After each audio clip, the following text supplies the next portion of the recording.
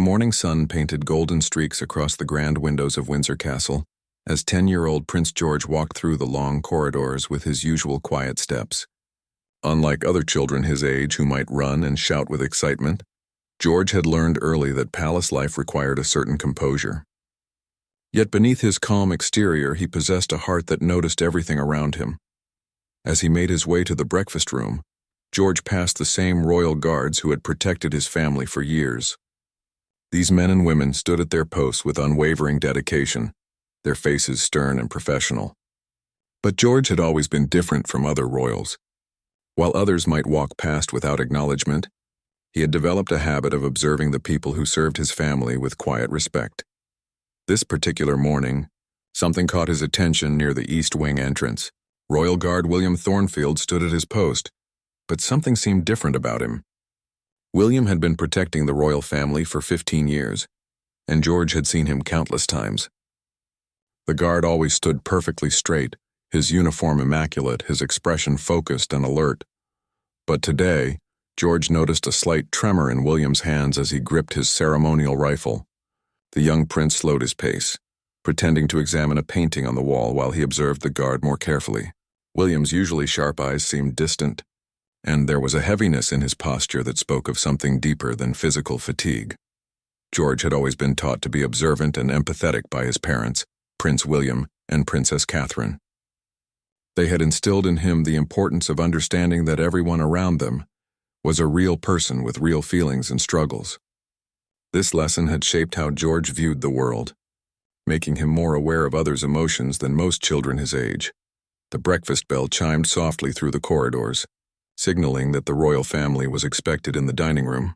George knew he should continue on his way, but something about William's condition made him pause. He had never seen any of the guards show such vulnerability, even in the smallest way. As George finally moved toward the breakfast room, he couldn't shake the image of William's trembling hands from his mind.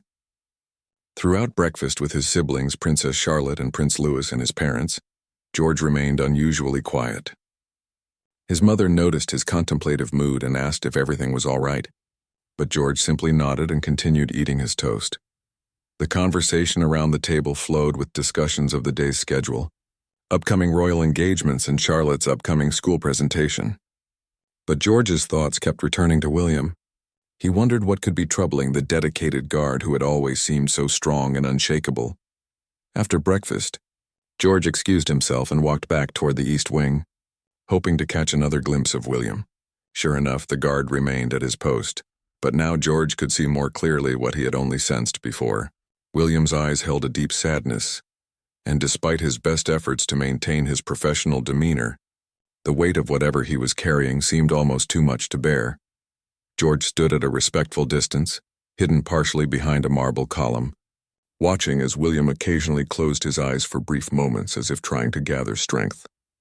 The young prince had never seen such raw emotion from any of the palace staff, who were trained to remain composed at all times. In that moment, George made a decision that would surprise everyone in the palace and touch hearts in ways he couldn't yet imagine. He had always been taught that true leadership meant caring for others, especially those who served and protected. His parents had shown him through their own actions that being royal meant being responsible for the well-being of everyone around them. George took a deep breath and stepped out from behind the column, walking slowly and deliberately toward William. He wasn't sure exactly what he would do or say, but he knew he couldn't simply ignore what he had witnessed. The young prince's heart was full of concern for this man who had dedicated years of his life to keeping George and his family safe. As George approached William, the guard immediately snapped to attention, his training taking over despite his emotional state. William straightened his shoulders and fixed his gaze forward, preparing to acknowledge the young prince with the formal respect protocol demanded. But George surprised him by stopping directly in front of him and looking up with genuine concern in his young eyes. "Good morning, Mr. Thornfield," George said softly, using the guard's surname with the respect his parents had taught him to show all palace staff. William was taken aback by the personal acknowledgement. In all his years of service, members of the royal family rarely addressed guards by name during routine encounters. "Good morning, Your Royal Highness," William replied, his voice slightly hoarse but maintaining professional courtesy. He tried to steady his hands, hoping the young prince wouldn't notice his struggle. But George had already seen everything. Instead of continuing on his way as expected, he remained standing before William, studying his face with the intuitive understanding that children often possess. George had inherited his mother's ability to read people's emotions and his father's sense of duty toward others. "Are you feeling all right, Mr. Thornfield?" George asked gently, his voice barely above a whisper. The question was so unexpected and sincere that William felt his carefully maintained composure begin to crack slightly. William had been dealing with devastating news that morning. He had received word that his elderly mother, who lived alone in a small village outside London, had fallen seriously ill during the night and was hospitalized. As the sole caregiver for his mother since his father's death 5 years earlier, William was torn between his duty to his post and his desperate desire to be by her side. The Royal Guards were trained to never let personal matters interfere with their duties. They were expected to maintain their posts regardless of what was happening in their private lives. William had been wrestling with this conflict all morning, knowing he couldn't abandon his responsibility but feeling his heart break with worry for his mother. "I'm quite well. Your Royal Highness, thank you for asking," William managed to say, though his voice betrayed the emotion he was trying to suppress. George could see right through the polite response. The young prince stood quietly for a moment, then did something that would be talked about in the palace for years to come. Instead of accepting the formal answer and moving on, George stepped closer to William and spoke in an even gentler tone. "My mother always tells me that it's okay to be worried about people we love," George said with the wisdom that seemed beyond his 10 years. "She says that caring about others is what makes us human." William's eyes widened slightly at the unexpected compassion from someone so young. He had watched George grow up within the palace walls, always noting how different this young prince was from stereotypes of royal children. But this moment revealed a depth of empathy that surprised even the experienced guard. George could see that his words had touched something deep within William. The guard's professional mask was slipping, revealing the pain he was trying so hard to hide. George had seen this same look on his father's face during difficult times, and his mother had taught him that sometimes the greatest gift you can give someone is simply letting them know they're not alone. "Would it help if I told my father that you need to be somewhere important today?" George asked quietly, demonstrating an understanding of palace protocol that impressed William. The young prince somehow understood that William was torn between duty and personal need. William felt tears threatening to form in his eyes. In all his years of service, no one had ever offered such kindness or shown such understanding of his position. The guards were often seen as part of the palace furniture, present but not truly seen as individuals with their own lives and struggles. "Your Royal Highness, I couldn't possibly ask you to do such a thing," William replied, his voice thick with emotion. "My duties here are far too important." But George had already made up his mind. He had learned from his parents that true nobility came from serving others, especially those who couldn't ask for help themselves. He could see that William was suffering, and his young heart couldn't bear to leave this kind man in distress. "You've protected us for so many years, Mr. Thornfield," George said with surprising maturity. "Please let us help protect what's important to you." The simple but profound statement hung in the air between them, creating a moment that would change both of their lives forever. George's words left William speechless. The guard had dedicated his entire adult life to serving the royal family, expecting nothing in return but his salary and the honor of the position. Never had he imagined that his service would be recognized so personally, especially by someone so young. Seeing William's emotional struggle, George made a decision that showed wisdom far beyond his years. Without saying another word, he turned and walked purposefully toward his father's private study.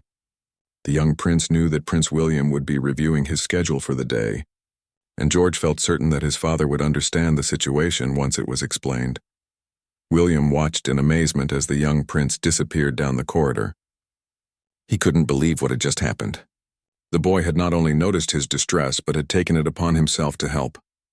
William remained at his post, but his mind was racing with thoughts of his mother lying in a hospital bed, probably wondering where her son was. Meanwhile, George knocked gently on his father's study door and waited for permission to enter.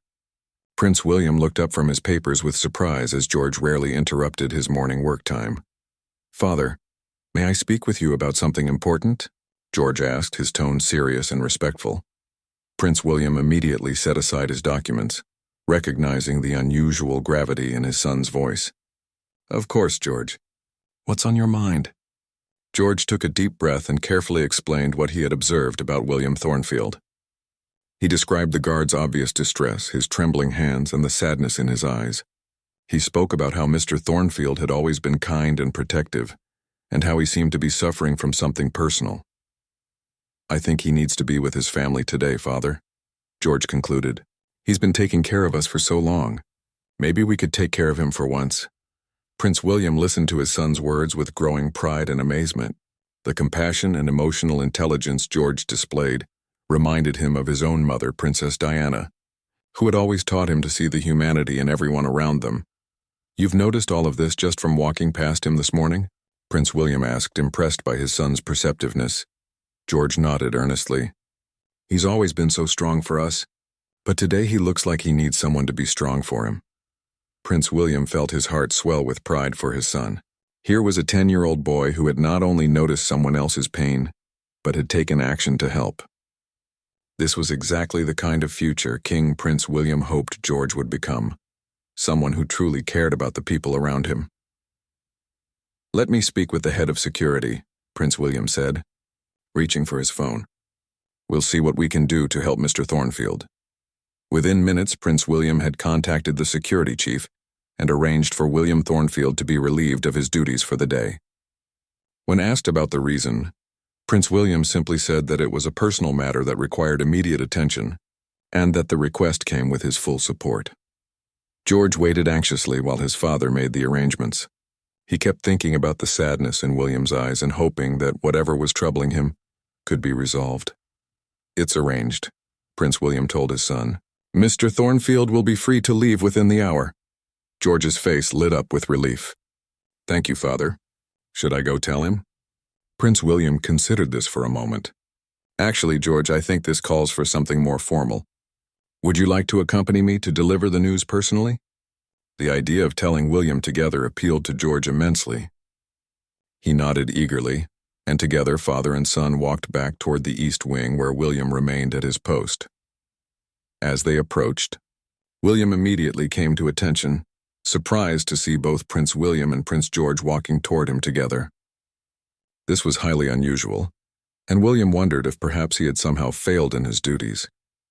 "Mr. Thornfield," Prince William said with genuine warmth, "my son has brought something to my attention that I believe requires immediate action." William's heart began to race, unsure of what was coming next. He glanced down at George, who was looking up at him with encouraging eyes. "It seems you have a personal matter that needs your attention today," Prince William continued. "You're hereby relieved of your duties for the remainder of the day with full pay. Please take care of whatever needs your attention." William's eyes widened in shock and gratitude. He looked down at George, understanding immediately that the young prince had advocated for him. The gesture was so unexpected and generous that William felt overwhelmed with emotion. William Thornfield stood in stunned silence, trying to process what had just happened. After 15 years of faithful service, he had never experienced such personal kindness from the royal family. His professional training told him to simply accept the order and express gratitude, but his human heart was overwhelmed by the unexpected compassion. "Your Royal Highness, I don't know what to say," William managed, his voice thick with emotion. He looked down at George, whose young face showed genuine concern and satisfaction at being able to help. Prince William placed a gentle hand on the guard's shoulder. "Mr. Thornfield, in all your years of service, you've never once asked for special consideration, even when you probably should have. My son has reminded me that the people who take care of us deserve to be taken care of in return." George stepped forward slightly, his eyes meeting William's with surprising maturity. "I hope everything will be okay with your family, Mr. Thornfield," he said quietly, somehow understanding without being told that the guard's distress was family-related. William felt tears threatening to form in his eyes. The young prince's intuition was remarkable, and his kindness was beyond anything William had expected from someone so young. "Thank you, Your Royal Highness," he whispered, his voice barely audible. "This means more to me than you could possibly know." As William began to process the reality of being able to leave his post to be with his mother, other guards in the nearby corridors had begun to take notice of the unusual scene. Word spread quietly through the palace staff that something extraordinary was happening in the East Wing. Mrs. Elizabeth Hartwell, the head housekeeper who had worked in the palace for over 20 years, paused in her duties when she heard whispers about Prince George advocating for one of the guards. She had watched George grow up and had always been impressed by his thoughtful nature. But this level of compassion surprised even her. "Go to your mother, William," Prince William said with authority and kindness. "That's an order from your future king," he added with a gentle smile, gesturing toward George. "And when you return tomorrow, you'll do so knowing that your service is truly valued and appreciated." William straightened his shoulders and gave a formal salute, but his eyes were bright with unshed tears. "Thank you, Your Royal Highness. Both of you. I will never forget this kindness." As William prepared to leave his post, other members of the palace staff began to witness what was happening. The senior butler, James Morrison, stopped in his tracks when he saw Prince William and Prince George speaking so personally with one of the guards. In all his years of service, he had rarely seen such direct, personal interaction between the royal family and individual staff members. George watched as William gathered his personal belongings and prepared to leave. The young prince felt a warm satisfaction in his heart, knowing that he had been able to help someone who had always helped his family. It was a feeling that his parents had taught him to recognize and value, the joy that comes from serving others. Before William left, he turned back to George one final time. "Your Royal Highness," he said, his voice steady but filled with emotion, "you have shown me more kindness in one morning than I had any right to expect in a lifetime of service.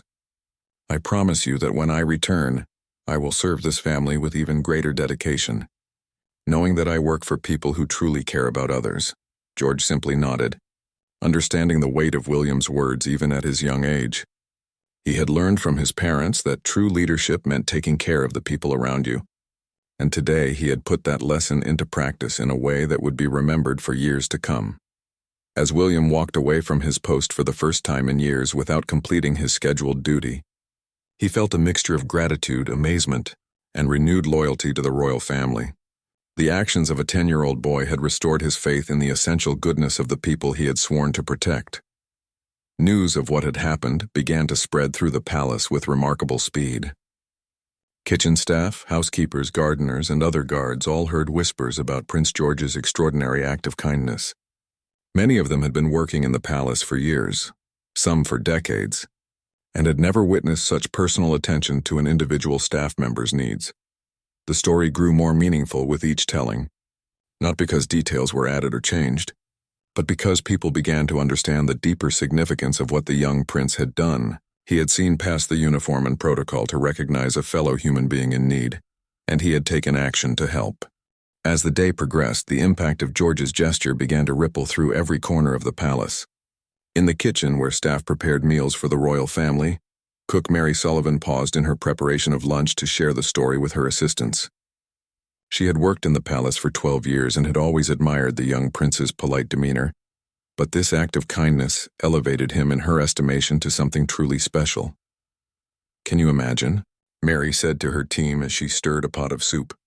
"A 10-year-old boy noticed that guard's distress when the rest of us just walked by. That's the kind of heart that will make a wonderful king someday." Her words resonated with the other kitchen staff, who began sharing their own observations about Prince George's character over the years. They remembered how he always thanked them personally when he visited the kitchen, how he learned their names, and how he seemed genuinely interested in their work. Meanwhile, in the palace gardens, head gardener Thomas Wright was tending to the rose bushes when his assistant, Sarah, approached with news of what had happened in the East Wing. Thomas had been working on the palace grounds for 18 years and had watched all the royal children grow up. He set down his pruning shears and listened with growing amazement. "Prince George did that?" Thomas asked, wiping soil from his hands with a rag. "That boy has always been special, but this shows real character." Thomas remembered countless mornings when Prince George would walk through the gardens on his way to lessons, always stopping to appreciate the flowers and sometimes asking thoughtful questions about the plants. The gardener had always sensed that the young prince possessed unusual empathy, but today's actions confirmed it in a remarkable way. In another part of the palace, Security Chief Colonel Robert Hayes was reviewing the incident with a mixture of professional concern and personal admiration. He had been responsible for palace security for 8 years and had never had a situation where a member of the royal family had personally intervened on behalf of a guard's personal needs. Colonel Hayes knew William Thornfield well and was aware of his exemplary service record. He also knew about William's elderly mother, as all senior staff were briefed on potential personal situations that might affect their team members. However, he had not been aware of the morning's specific crisis. The young prince showed remarkable perception, Colonel Hayes told his deputy. He recognized a need that even we as security professionals had missed. It speaks well of his future leadership abilities. The deputy nodded thoughtfully. Should we modify our protocols to better support staff during personal emergencies? That's exactly what we should do, Colonel Hayes replied. If a 10-year-old can see the importance of caring for our people, then we as adults certainly should have systems in place to do the same. By afternoon, even Princess Catherine had heard about her son's morning adventure. She was in her private sitting room, reviewing correspondence, when her personal assistant mentioned the remarkable story that was circulating among the staff. Catherine felt her heart swell with maternal pride. She and Prince William had always tried to teach their children about compassion and service, but seeing George implement these lessons so naturally and thoughtfully was deeply moving. She made a mental note to speak with him about what had happened, not to criticize or question, but to acknowledge and encourage his developing sense of leadership. Down in the palace laundry rooms, where staff cleaned and pressed countless linens and garments daily, the story had taken on an almost legendary quality. Supervisor Margaret Bell, who had been with the palace for 15 years, gathered her team during their afternoon break to discuss what had happened. "I've been here long enough to see a lot of things," Margaret said, folding a freshly pressed tablecloth, "but I've never seen anything quite like this. That young prince has something special about him." The conversation that followed was filled with similar stories of George's thoughtfulness over the years. Staff members shared memories of his polite greetings, his genuine interest in their work, and his natural ability to make everyone around him feel valued and respected. As the afternoon turned to evening, William Thornfield was sitting beside his mother's hospital bed, holding her frail hand as she slept peacefully after a successful medical procedure. The doctors had assured him that she would recover fully, but having the time to be present during her treatment had made all the difference to both of them. William kept thinking about the extraordinary kindness that had made this moment possible. Without Prince George's intervention, he would have been standing at his post, consumed with worry and unable to provide the support his mother needed. The young prince's compassion had given him a gift that he would treasure for the rest of his life. As evening approached and the palace settled into its quieter evening rhythms, the story of Prince George's kindness had touched virtually every person who worked within those historic walls. It had reminded them all why they took pride in serving the royal family and had given them renewed faith in the future of the monarchy. The next morning arrived with an atmosphere of anticipation throughout the palace. Everyone wondered how William Thornfield would return to his duties and whether the previous day's extraordinary events would somehow change the dynamic between the royal family and their staff. George woke early, as was his habit, and dressed carefully for the day ahead. He had spent the previous evening thinking about William and hoping that his mother was feeling better. As he made his way through the corridors toward breakfast, he found himself looking forward to seeing the guard again, hoping to read in his face that all was well. When George reached the East Wing, he was surprised to find not only William at his post, but several other guards standing nearby in what appeared to be an informal gathering. As the young prince approached, all the guards came to attention, but there was something different in their demeanor, a warmth and respect that seemed deeper than the usual professional courtesy. William stepped forward, his posture straight and proud, his eyes clear and peaceful in a way that had been absent the previous morning. "Your Royal Highness," he said, his voice strong and filled with genuine gratitude. "I wanted to thank you again for your extraordinary kindness yesterday." George smiled, relieved to see that William looked much better. "How is your mother, Mr. Thornfield?" "She's doing very well, thank you for asking," William replied, his voice thick with emotion. "The doctors said she will make a full recovery. Because of your kindness, I was able to be with her during her surgery and throughout her recovery. I cannot express how much that meant to both of us." The other guards, who had gathered to hear about their colleague's experience, listened with deep respect. They had all heard the story, but hearing William's personal account made the impact of George's gesture even more profound. George felt a warm satisfaction hearing the good news, but he was surprised when William continued speaking. "Your Royal Highness, if I may," William said, his tone becoming more formal but no less heartfelt. "What you did yesterday has changed how I think about my service here. You reminded me that this work is not just about protection and protocol. It's about people caring for other people." The young prince was touched by William's words but felt slightly embarrassed by the attention. He had simply done what felt right in the moment, guided by the values his parents had taught him. As George continued toward the breakfast room, he noticed that other staff members he passed seemed to look at him with a new kind of respect and affection. The maids curtsied with particular warmth, the footmen bowed with genuine smiles, and even the stern butler's eyes twinkled with approval as the young prince passed. During breakfast, Prince William and Princess Catherine both made subtle references to how proud they were of George's actions the previous day. His siblings, Charlotte and Louis, listened with interest as their parents explained how George had helped someone in need, setting an example of true leadership. "You showed real wisdom yesterday, George," his father said quietly. "True leadership means being aware of the people around you and taking care of them when they need help." His mother added, "What you did for Mr. Thornfield was exactly the kind of kindness that makes the difference between simply holding a position of authority and truly leading with your heart." After breakfast, George was surprised to find Mrs. Hartwell, the head housekeeper, waiting respectfully in the corridor outside the dining room. She had apparently been hoping to speak with him privately. "Your Royal Highness," she said with deep respect, "I hope you don't mind my speaking with you directly, but I wanted you to know how your actions yesterday have affected all of us who work here." George listened attentively as Mrs. Hartwell continued. "In my 20 years of service here, I have never seen anything quite like what you did for William Thornfield. But more than that, your kindness has reminded all of us why we are proud to work for your family. You've shown us that our service is valued and that our well-being matters to you personally." The elderly housekeeper paused, her eyes bright with emotion. "You have given all of us a gift, Your Royal Highness. You've shown us what kind of king you will be someday, and it fills our hearts with hope and pride." George felt overwhelmed by the depth of Mrs. Hartwell's gratitude. He had never imagined that one small act of kindness could have such a widespread impact on so many people. As the day progressed, George began to understand that something significant had shifted in the palace.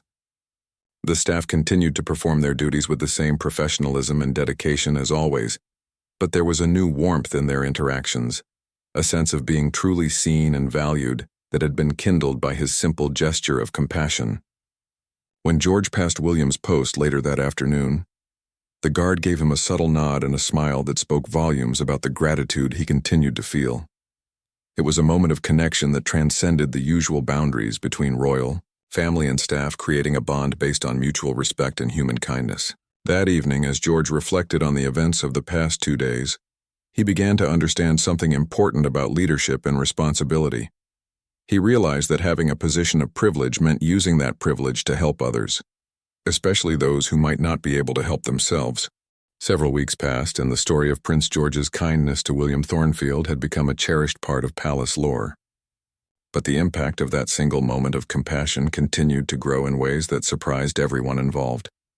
William had returned to his duties with renewed dedication, but his approach to his work had fundamentally changed.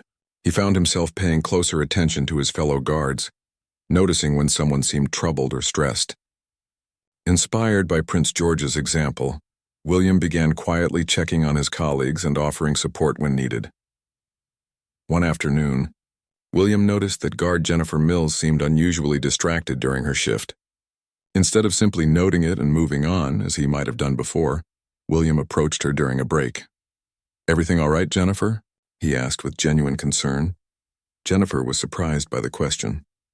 Guards typically kept their personal lives separate from their duties, but something in William's tone encouraged her to open up about her worry for her teenage son, who was struggling in school and had been getting into trouble. William listened with the same kind of attention that Prince George had shown him, And then he did something remarkable. He spoke with Colonel Hayes about creating a support network among the guards, a system where they could help each other during difficult times without compromising their professional duties. The idea was revolutionary. Within weeks, the palace security team had developed an informal but effective system of mutual support. Guards began looking out for each other in ways they never had before, creating a stronger, more cohesive team that was actually better at their jobs because they felt supported and valued as individuals. Prince William and Princess Catherine had noticed the positive changes throughout the palace staff. There was a new energy, a sense of pride and mutual care that made the entire atmosphere more positive. When they learned that these changes had stemmed from their son's single act of kindness, they were amazed at the ripple effect of George's compassion. The story had also reached beyond the palace walls. Mrs. Thornfield, William's mother, had recovered fully from her illness and had written a heartfelt letter to Prince George, thanking him for ensuring that her son could be with her during her time of need. The letter, written in careful handwriting on simple stationery, moved the young prince deeply. "Your Royal Highness," the letter read, "I am an old woman who has lived a simple life, but I want you to know that your kindness to my son has touched my heart more than I can express. Because of you, he was able to hold my hand when I was afraid, and that meant everything to me. You have shown wisdom and compassion that many adults could learn from. I pray that God blesses you always." George treasured the letter and asked his mother to help him write a response. In his reply, he expressed his happiness that Mrs. Thornfield had recovered and thanked her for raising such a dedicated son who had protected his family for so many years. The exchange of letters had created an ongoing connection between the royal family and the Thornfield family that was unprecedented in palace history. It represented a new kind of relationship between the monarchy and the people who served them, one based on mutual respect, genuine care, and recognition of each other's humanity. As months passed, George continued to demonstrate the same awareness and compassion that had marked that memorable morning with William. He made it a point to learn the names of all the palace staff, to ask about their families, and to notice when someone seemed troubled. His example influenced his siblings as well, with Charlotte and Louis beginning to show similar awareness and kindness to those around them. Prince William and Princess Catherine realized that George's natural empathy, combined with the lessons they had taught him about service and leadership, was developing into something extraordinary. They began to see glimpses of the kind of king he might become, one who would rule not just with authority, but with genuine love and concern for his people. The palace had become a different place, not because of any major policy changes or structural reforms, but because one young boy had noticed another person's pain and had chosen to act with kindness. The culture of the entire institution had shifted toward greater humanity and mutual care. William Thornfield, now known throughout the palace as the guard whose experience had sparked this transformation, became a symbol of the new atmosphere. He carried himself with even greater pride, not just in his duty to protect the royal family, but in being part of an organization that truly valued its people. On the first anniversary of that meaningful morning, William approached George as the young prince walked through the East Wing corridor. "Your Royal Highness," he said with deep respect, "I wanted you to know that you changed my life that day. But more than that, you changed how all of us think about what it means to serve and to care for each other." George, now 11 and even more thoughtful than before, smiled at William with genuine warmth. "Mr. Thornfield," he replied, "you taught me something important too. You showed me that being a leader means paying attention to the people around you and helping when you can. Thank you for that lesson." The exchange represented the perfect completion of a circle of kindness that had begun with a child's observation and had grown into a lasting transformation of an entire community. Prince George's silent gesture of kindness had indeed touched every heart in the palace, creating a legacy of compassion that would influence the royal family and their staff for generations to come.